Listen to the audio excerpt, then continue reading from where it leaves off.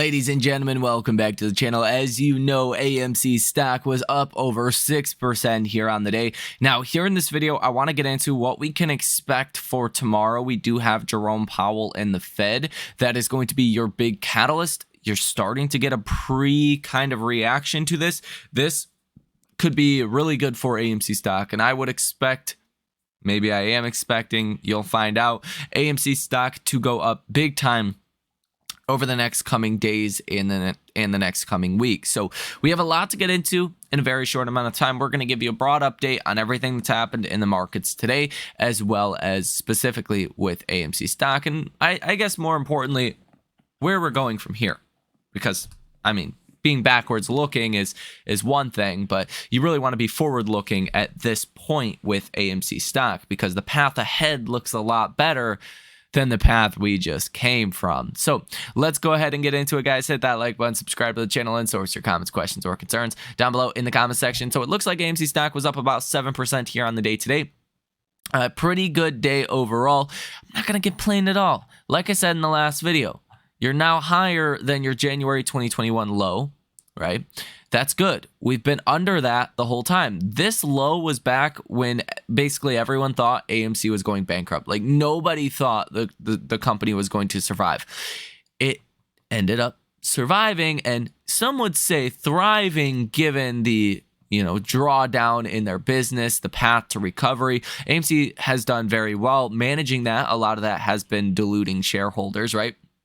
But even with dilution included, the split adjusted basis, AMC stock is now higher than that. Now, I also did say in the last video, you broke above that 50-day moving average. If you take a look at what we seen on, Monday, you were up almost 9%, but you found a lot of resistance at that 50-day moving average.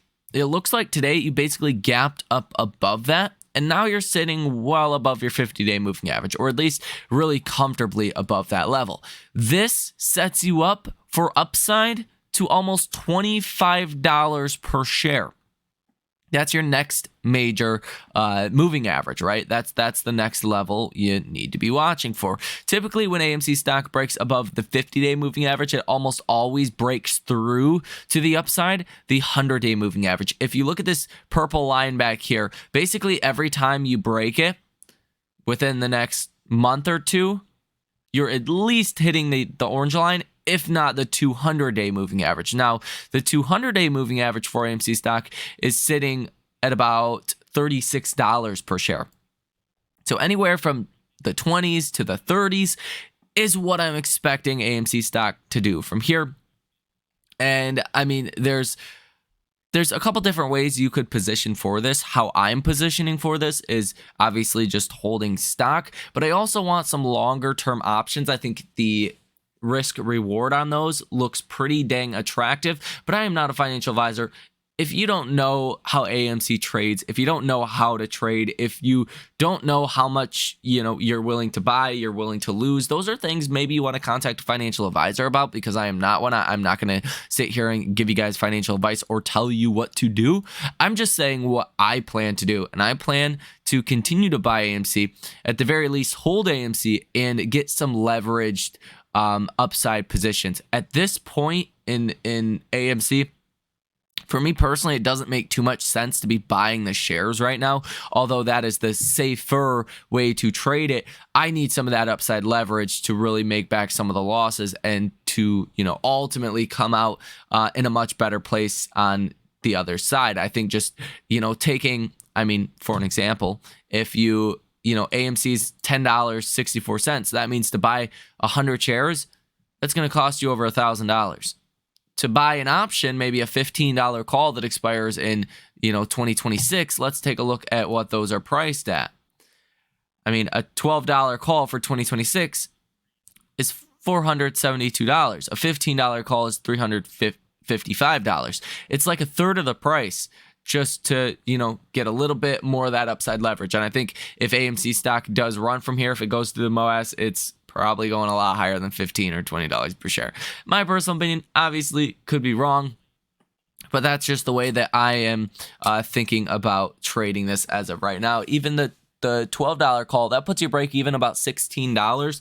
If we go to 20, 30, 40, 50 or higher, or get the MOASS anytime from now till 2026, which looks very likely in my personal opinion, then those options are going to print you massive tendies. And it's not like I don't have any share positions, right? I have a massive share position. It's just down a lot. So I want some upside leverage on some of that. Maybe not 2026. Maybe those aren't the right ones to really be going for. Maybe 2025 looks a little bit better. Who knows? It's all your own personal preference. Maybe January 2025 looks, a little bit better as well. Yeah, $15 calls, $270. That doesn't look too bad. A $12 call for $360. At that point, you might as well just go out to 2026 and buy those options.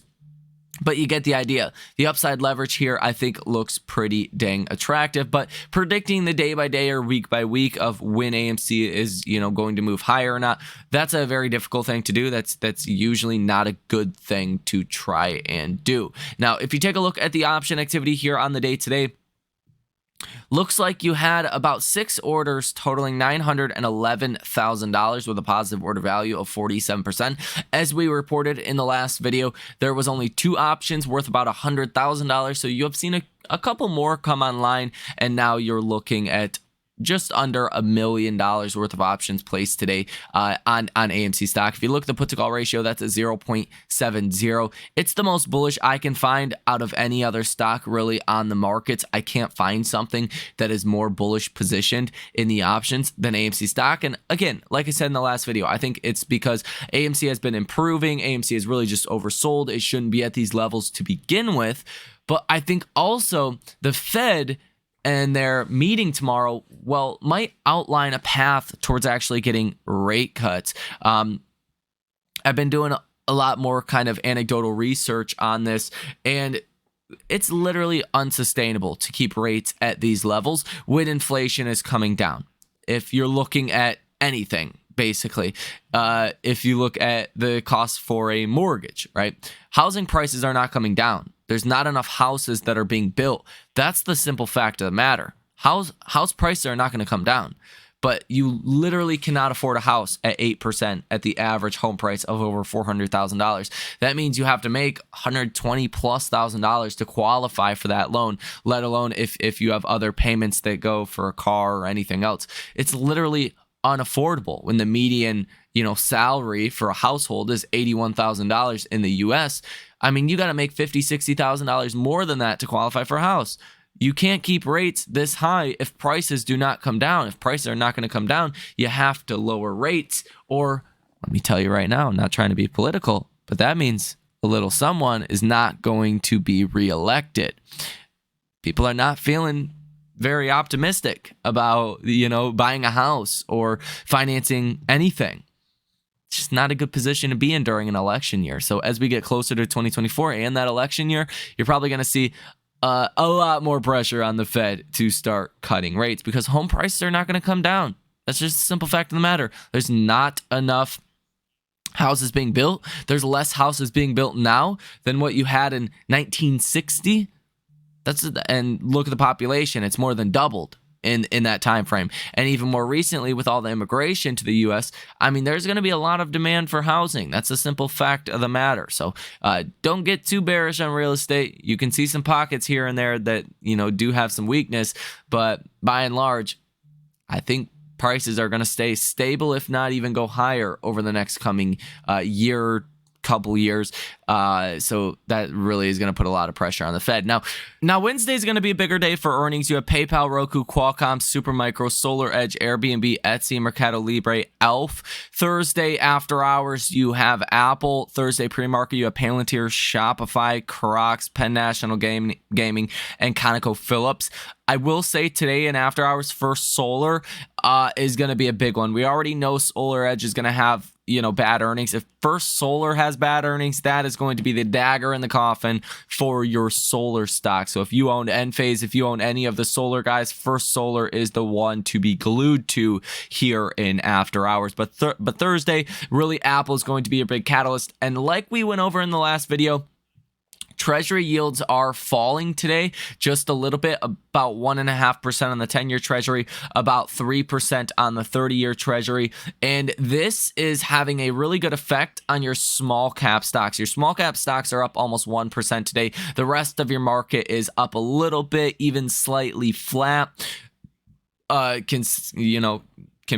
to the move in small caps, it's like nothing. Now, before the Fed decision, all eyes will be on this big Treasury debt announcement today. And this actually was yesterday. Janet Yellen announced $776 billion of debt will be issued within the last quarter of this year. That was like 70 some billion less than we thought. So that is another reason why treasuries are getting a little bit of a bounce today, but more so it has to do with the Fed tomorrow. And a lot of people expecting the Fed is probably going to be pretty dovish. Like I said, there's a lot of reasons to be dovish at this point. If you look at the Atlanta Fed GDP Now tracker, the last GDP report we just got last week was 4.9%, egregiously high. The estimate now is just under 1%. Some people think we could have a negative 0.8% GDP report. I mean, you're not expecting that strong GDP report for Q4 like you've seen for Q3. So it does look like the economy is slowing quite a bit, and that should hopefully help drag down inflation as well. We will ultimately see, but the Fed tomorrow is going to be a very big catalyst for our markets. And if we go ahead to the calendar and pull this up, let's go ahead and come to it. You're also going to have ISM manufacturing PMI coming out tomorrow at 10 o'clock in the morning. That's expected at 49. That would be the same as last month. The JOLTS job openings are expecting to fall by about 400,000 jobs, down to 9.22 million. Last month's rating was 9.61 million. You also can see revisions here, so it wouldn't surprise me to see a big drop in the JOLTS job openings overall. So we'll see what ultimately happens, where that number comes out. The lower, obviously, the better. You're going to get construction spending, JOLTS job quits, ISM prices, all kinds of different things. And then you're going to get the Fed at 2 p.m. You're going to get that report, that interest rate decision. We're expecting the Fed's going to pause. We're not expecting a rate hike. If we actually look at the probabilities here, the probability is a 99.1% chance of a pause and almost a 1% chance of a hike. So that's basically not going to happen. And then for December, there's a 75% chance of a pause or continued pause and a 25% chance of a rate hike. So we're not expecting rate hikes at all anymore. We're expecting that pause based on how Fed Jerome Powell, speaks about these things, how he answers questions. That will change the probabilities. The job owning will be probably more important than the actual statement itself. I would argue for sure it's going to be more important. So you definitely want to be watching that for your small mid-cap stocks. This could definitely be a good time to be an investor in those heading into 2024. Overall, for AMC stock, I think there's a lot of things that are working for us. I think these films with Taylor Swift and Beyonce are probably going to help out AMC's earnings a lot more than some people thought, help fill the gap due to that actor and writer strike.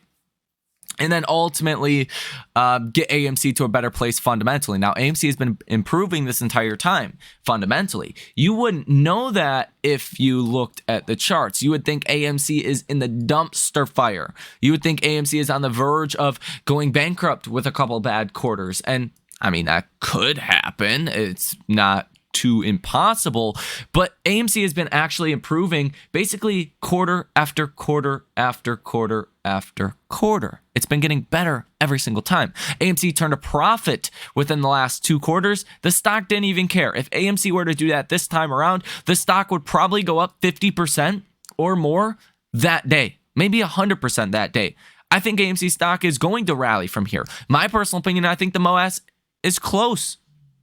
My personal opinion. Now, the MOASS is all in perspective.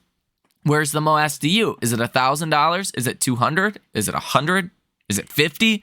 I mean, is it $500? Is it $1 million? I don't know. Everyone's got their own opinions. But I think the MOASS is on the near-term horizon. I think at the bare minimum, a big rally is on the near-term horizon. And you could, definitely start to retake 25 above your 200-day moving average is even a possibility. Getting back to where you were before the dilution, before the court proceeding, and before the reverse split, $40, $50 per share could be on the table as well. If you look at the RSI, that's suggesting further upside to go.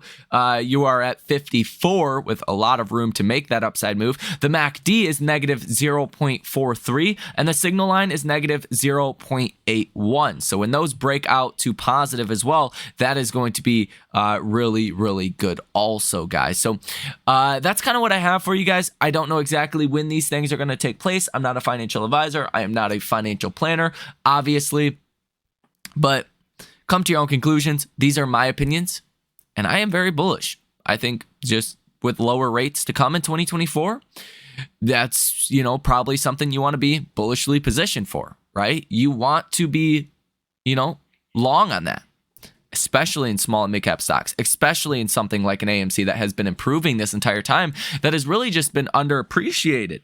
I mean, the markets have zero appreciation for AMC. They don't give a crap about AMC. I like to invest in those kind of companies. When you are a company like that nobody gives a crap about, and you have a short squeeze prospect ahead of you, I think that's an optimal position to be in. So that's going to do it for this video. Hit that like button, subscribe to the channel, and source your comments, questions, or concerns down below in the comment section. You guys have a great rest of your day, and I will see you in the next one.